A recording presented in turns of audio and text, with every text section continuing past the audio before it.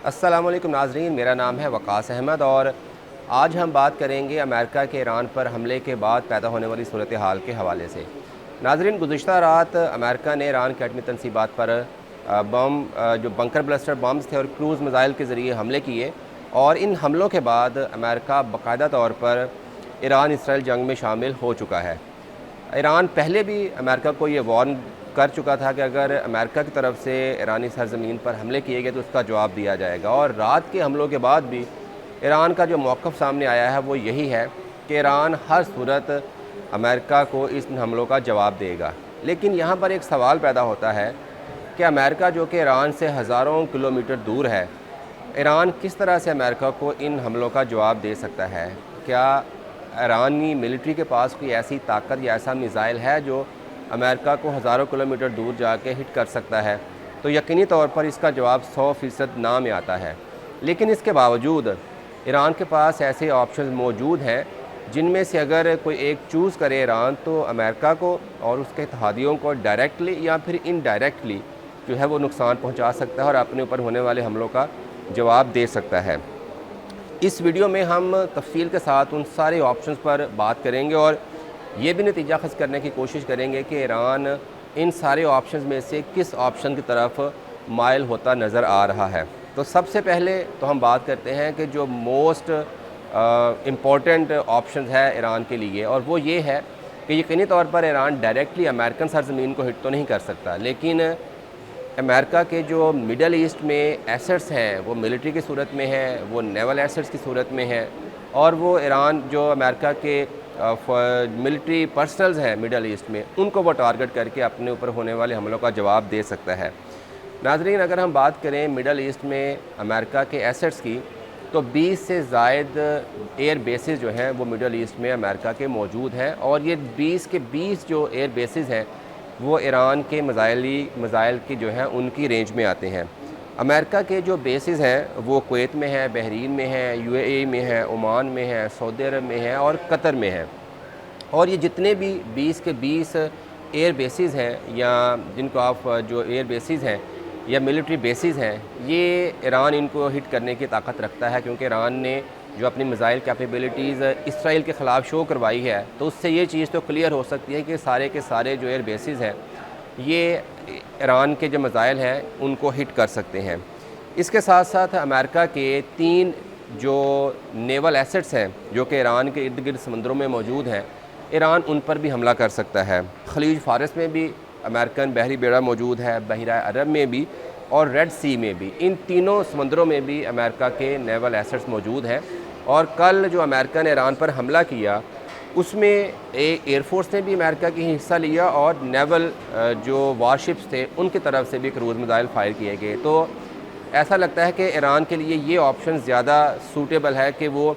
जो अमेरिका ने किया एयरफोर्स के ज़रिए, तो जवाब में अमेरिका के जो एयर बेसिस हैं उन पर हमला करे, और साथ ही साथ जो समंदर में अमेरिका के नेवल बेसिस हैं या नेवल वारशिप्स हैं उनको अटैक कर सकता है। एक तो ये ऑप्शन है, और इसका मतलब ये होगा कि जवाब में फिर अमेरिका और इसराइल ईरान पर दोबारा से फ़ज़ाई हमले करेंगे और जंग जो है वो शिद्दत इख्तियार करेगी। लेकिन ईरान के लिए बहुत ज़रूरी है, ईरानी हुकूमत के लिए बहुत ज़रूरी है कि वो अपनी डेटरेंस दोबारा से क्रिएट करने के लिए इसी ऑप्शन की तरफ जाए, और ऐसा ही लग रहा है कि ईरान ये वाला ऑप्शन ही जो है मिडल ईस्ट में ईरानी बेसिस अमेरिकन बेसिस को हिट करने का, उसकी तरफ जा रहे हैं। इसके साथ साथ अगर ईरान सख्त जवाब देने से ग्रेज़ करता है और इकनॉमिक वॉर की तरफ जाता है, तो ईरान के पास ऑप्शन है कि अबनाए हम्स को बंद कर सकता है। अबनाए हम्स को बंद करने का मतलब ये है कि दुनिया की जो 20% से ज़ायद एनर्जी की ट्रेड है, जो कि मिडल ईस्ट से अमेरिका को भी जाती है, यूरोप को भी जाती है,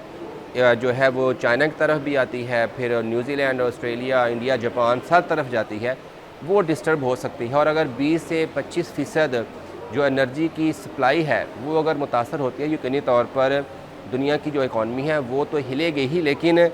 जो मगरबी ममालिक हैं जिनमें अमेरिका है, यूरोप है, वो भी इससे बुरी तरह से मुतासर होंगे। ये 33 किलोमीटर का एक समंदरी एक पट्टी है, और ईरान पहले भी ये धमकी दे चुका है कि अगर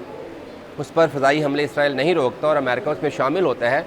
तो अब ईरान के पास ये हक़ हासिल है कि वो अबनाए हम्स को बंद कर दे। और वहाँ पर जो अमेरिकी एसेट्स मौजूद हैं या बाकी मगरबी ममालिक के नेवी में है उन पर अटैक करके इसका मुकम्मल कंट्रोल हासिल कर सकता है। तो एक ऑप्शन ये भी है और ये ज़्यादा सूटेबल नज़र आती है अगर ईरान नेवल शिप्स के ज़रिए जो है वो अमेरिका को जवाब देने की कोशिश करता है। इसके बाद ईरान के पास एक और ऑप्शन ये है कि NPT से बाहर निकल जाता है। NPT एक जोहरी अदम फैलाव का मुआहदा है जिसका ईरान पाबंद है कि वो जो एटॉमिक टेक्नोलॉजी है वो आगे जो है वो शेयर किसी के साथ नहीं करेगा, उसके अदम फैलाव पर यकीन रखता है। लेकिन क्योंकि अब उसकी अपनी एटॉमिक जो इंस्टॉलेशंस हैं उन पर अटैक हो चुका है तो ईरान ये हक़ हासिल रखता है कि वो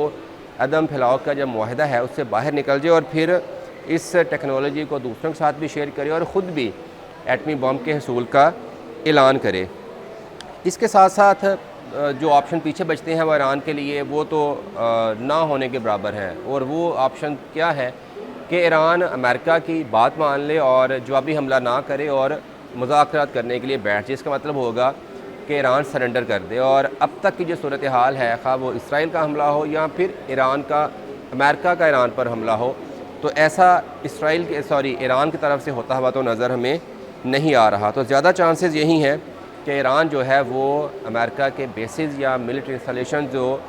मिडल ईस्ट में मौजूद हैं उनको हिट करेगा, क्योंकि ईरान के पास ये कैपेबिलिटीज़ भी है। ईरान की नेवी जो है वो भी इस काबिल है कि वो अमेरिका के और वेस्टर्न के जो नेवल वारशिप्स हैं या नेवल इंस्टॉलेशन मौजूद हैं ईरान के इर्द गिर्द समंदरों में, उनको टारगेट कर सकता है।